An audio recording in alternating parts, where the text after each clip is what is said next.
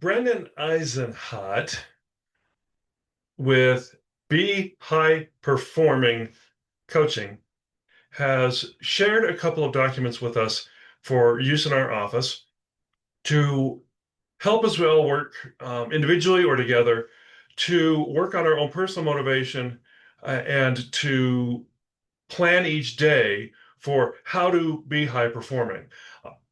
This video is going to introduce those two documents. They are available for your use. Um, through prime real estate experts, but I want to introduce the documents to you and how to use them and help you understand that these are not a one-time, one-off, use it and walk away. These are intended to be used multiple times. The first is auditing your whys. For those who are familiar with the term, what is your why? That is taking a look at auditing your motivations, what keep you motivated, and in this case, what may demotivate you. Now, I notice it says list every motivating factor you can think of that has driven you to engage in your sport. He works with a lot of athletes. It happens to say sport. So let's think of real estate as a sport for right now. You notice this is a dated document. This is something we should go back and review. So we want to take a look at motivating factors and scaling them on a scale of 1 to 10. So list what motivates you and the emotions that are attached to it. So for example, if you have one of your motivating factors is money, that's a perfectly legitimate motivating factor. What is the motivating factor behind money is being able to provide for my basic needs. Main emotions attached to that may be anxiety over not having enough money, maybe a sense of thrill of the hunt when you do have the money, or maybe a sense of security when you have adequate to cover your needs at a scale of 1 to 10. There are multiple motivating factor spots here. Obviously, you don't need to fill them all out. Everybody has different types of motivating factors and different numbers of motivating factors. But what we're really trying to look at is the next step is what could you use to drive your highest level of performance?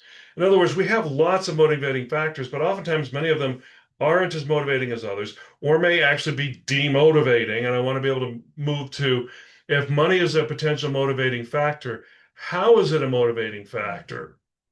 Or if a sense of success and because I've helped someone else be successful is a motivating factor. And again, tying the emotions to it. The way that motivation works long term with the human mind and human brain is that there's a cognitive side to it, the motivating factor, but there's also an emotional buy-in to it. I mean, cognitively, I know that money is important, but emotionally, it may not be that important to me. We've all met those people who seem to have no sense of how to handle money. That would be me. It's not a motivating factor for me. My wife grew up in a family where money is very much a motivating factor. And so she has a different emotional response to it. So she responds more positively to money in some ways than I do, and more negatively to money than I do. So look at really what is these main motivating factors and then choosing the top two or three most helpful and energizing factors. Yeah, some things are short-term motivations, and oftentimes those are extrinsic motivators. I'm not really well motivated by competition, for example, because I am so competitive, and we're raised in such a competitive environment um, that I burned out on it. And so having to always be number one became the most negative motivator for me because I oftentimes made decisions that were not long-term tenable because I was so clued into being number one. So you want to look at what really helps keep you motivated long term. Which step leads to the next step. We could have listed quite a few motivating factors, and some of them may not, it may be time to let go of. It may just be time to let go of the I have to be number one. I had to let go of that a long time ago. I still struggle to let go of it. But by letting go of I have to be number one, I can focus on something that is more enduring and long term. Now, this is meant to be used on a regular basis to go back and audit. As I've looked at what are my main motivating factors, what actions have I taken to keep those part of what I do each day to keep me motivated? which moves to our next document, which is meant to be used daily. And this is our deliberate improvement journal. Again, you'll notice it's dated. This is meant to be deliberate. Deliberate means to think on it. I know we think of deliberate sometimes as having a specific purpose, but to deliberate originally was a sense of going back and reviewing. 1 to 2 things that I will do today that will be a little bit better than I was yesterday. Notice that this is a morning activity to get set for the day. 1 to 2 things. If you try to do too many things at once, there's too much diversion of and too diverse of a focus, and it's hard to improve on if you try to do 10 or 12 things better. Now, the action cue is some kind of cue you can give yourself during the time you're actually working as a cue to remind yourself to stay focused on that. I know some people, there's the old, snap the wristband effect, or a phrase or something you can use to bring yourself back on the action cue. If I am working today on getting done what is on my to-do list, many of you have been by my office. You've noticed there's a monkey up in the corner that's holding a margarita glass. That's a reference to an old phrase known as a drunk monkey.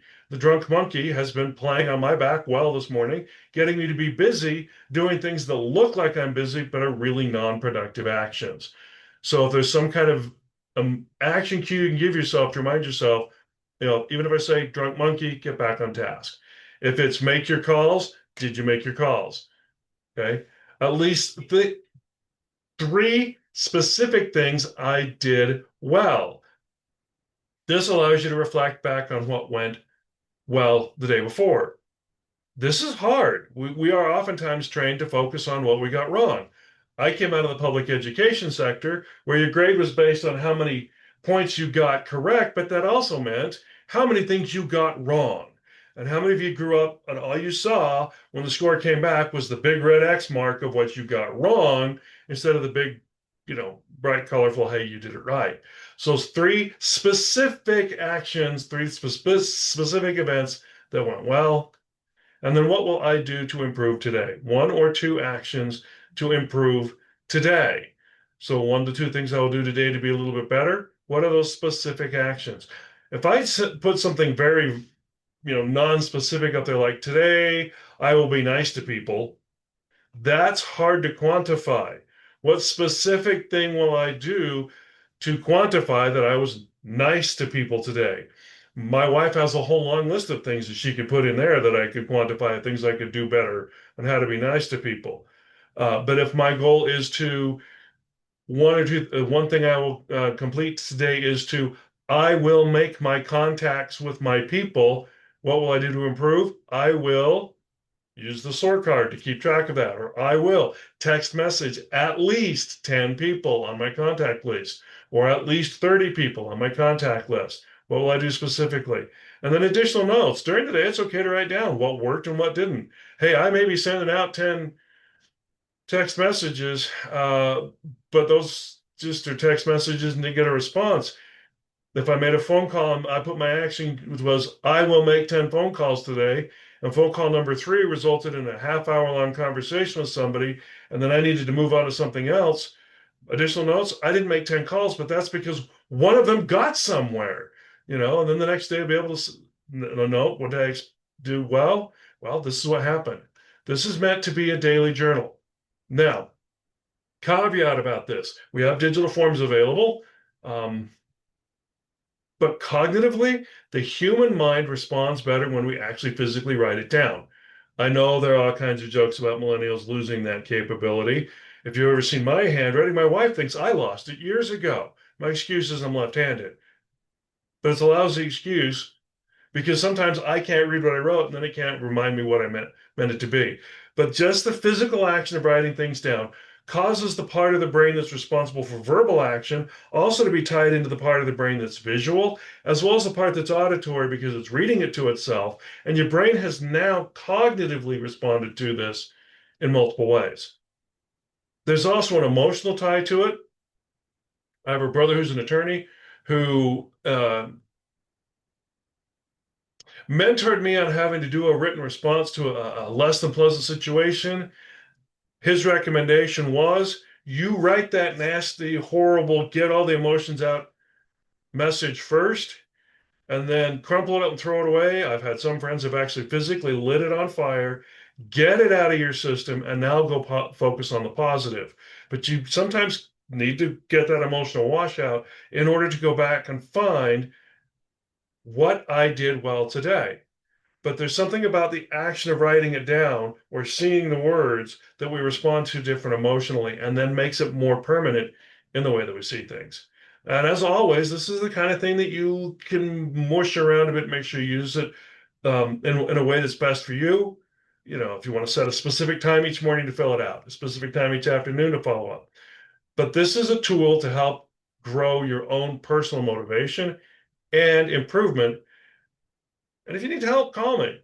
I will be using this myself, and I'll expect to be following up with how you're doing with it as well.